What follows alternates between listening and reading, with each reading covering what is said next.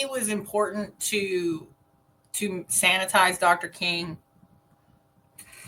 more than it was important to sanitize Malcolm X. Like when you think about, I mean, I think this community is pretty clued in, about like what these revolutionaries were basically hunted down by our government.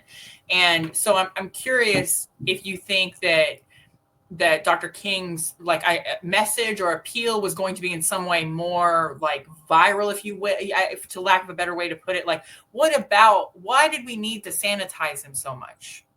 Whites, I mean.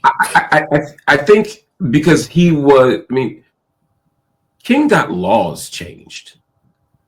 King was transformative in so many ways, and he had the hearts and minds of people. And so, if you have a king in 68 who is listened to and admired, how do you continue to fight Vietnam, right? How do you continue to not have a poor people's, how do you not expand the poor people's movement and poor people's campaign? How do you not, fight for racial justice, not just in terms of sort of 64 and 65 public accommodations and civil rights, Voting Rights Act, but saying, okay, what's the next step and how can King help, right? You start thinking about workers' rights, you start thinking about what's happening across the border. I think King had the power to transform American consciousness. And I think that terrified the US government. I think it absolutely terrified the US government. And even the assassination of King happens as he is transforming. I mean, just since we're talking about Gaza, I mean, think about King's transformation on the question of Israel. Think about his critique of the Israeli government. Think about how he has grown and become, even more sort of sophisticated conceptually and theoretically. They have to kill him, and after they kill him, they then have to defang him. They have to make him a multicultural action figure. They have to make him somebody who every white person loved and every black person marched with, right? They can't make him unpopular. It's part of the movement. And then with Malcolm X, I think they had a similar situation with Malcolm X. I just think that, first of all, Malcolm's reach wasn't the same as King at that moment, but among the grassroots and among the black radical tradition, or just the internationalist tradition, or just all those different areas, they framed Malcolm differently. They domesticated him in an interesting way too. I mean, by the time you get to the movie, it was, I guess, now 32 years ago. I know, crazy, right? Wow, that just blew my mind. I know. Sorry. Anyway, again, wild. They made Malcolm somebody who was transformed by the presence of white people, right? That he was a bad Muslim, the wrong kind of Muslim, that he was an obscurantist, etc., etc., etc. And then suddenly he goes to Mecca and sees white Muslims, and his whole world changed, right? It's not only historically inaccurate, it's conceptually simplistic, right? But it makes Malcolm seem like, he was finally coming home to be more like Martin. They're not thinking about what the OA, the Organization of African American Unity, was doing. They're not thinking about even what Muslim Mosque Incorporated was doing. Shout out to the late great Sekou Odinga, who was a part of both organizations. He tragically passed away a few months ago, a dear friend. May he rest in peace. They don't think about him saying, hey, I'm going to take the US to the international bodies for their abuses against black people. They're not thinking about him sort of conjuring and invoking the tradition of the Bandung Conference, and thinking about a non-aligned movement, and thinking about what it means for black and brown people to come together across these boards. They don't want that Malcolm X.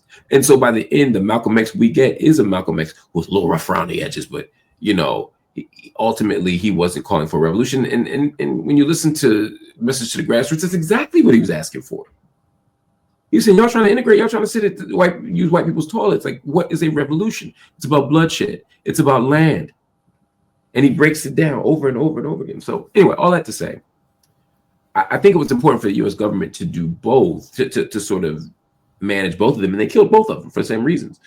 But I think also with King, there was a direct, concrete ask that was coming that was going to be harder and harder to say no to if they didn't get him in order. And so they got him in order. Well, and to your point about, I recently reread the autobiography of Malcolm X and this past summer, and it wasn't that he was like transformed by seeing white Muslims. It was just like he had never been with a white person. He comments about how remarkable it is to be with a white person who didn't hate him. Like that was what he was talking about. He never said like, oh, these white people transformed me into this like more palatable version of myself. I'm coming over home to America to do it. Not at all. He was like, I have never in my life experienced a time when I didn't just automatically know your hatred emanating out. And he was shocked. It was like it was surprising to him. You know what I mean? He didn't say and it washes it clean.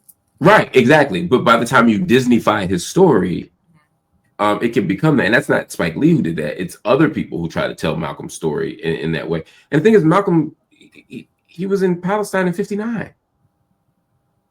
This wasn't his first time in the Middle East. It wasn't his first time. There were white Muslims when he traveled before. Elijah Muhammad made Umrah that year. So he was in Mecca. And Elijah Muhammad was. I'm saying that to say, the story doesn't even jive historically. Like Malcolm knew these things, and I think you're right. For Malcolm, it wasn't Malcolm.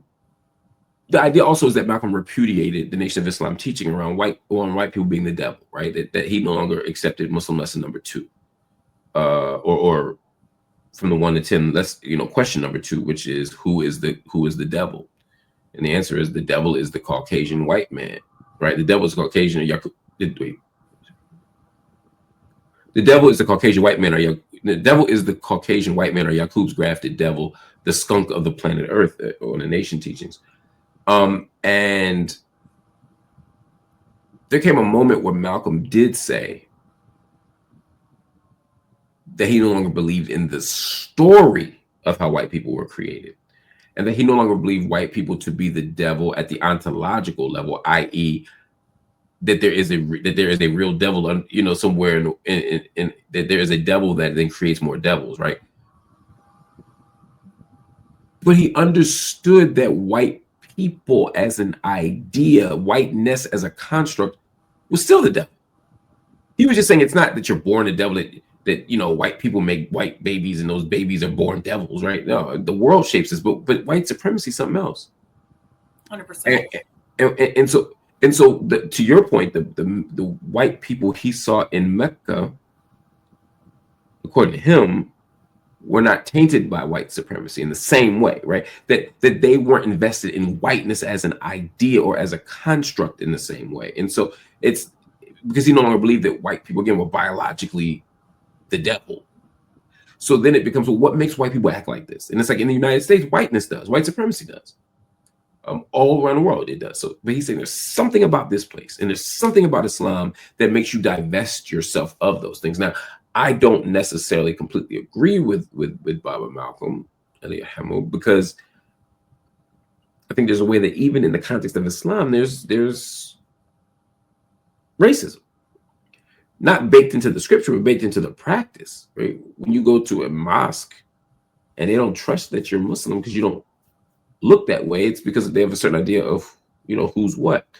When you see skin bleaching cream in the West Bank, like I have many times, it's like, oh, there's a reason why people want to bleach their skin, et cetera, et cetera, et cetera. So white supremacy goes everywhere, but there is something about whiteness in the context of America that is troublesome, and I think Malcolm understands that and got at that.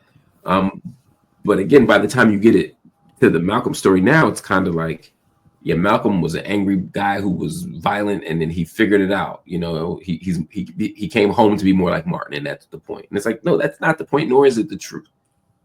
So I'm very happy when people talk about Malcolm in different ways and really speak to Malcolm's beauty and character and etc. Anyway, so I'll tell you one thing though, I don't want to see him on no party flyer. I mean, yeah, it seems like we haven't reached that point yet, which is, thank God. You know what I mean? I don't know. That was so interesting, by the way, to like hear you like just kind of go off on that, because it is such an interesting concept that even Malcolm X was also sanitized. Of course, he was sanitized for our consumption. as so many revolutionary people are. And, it's a very fascinating, especially just coming off of King Day, I think it's a very interesting thing to think about what our governments want us to see, what like our schools want us to see, what they want us to learn, and what they don't want us to learn and see.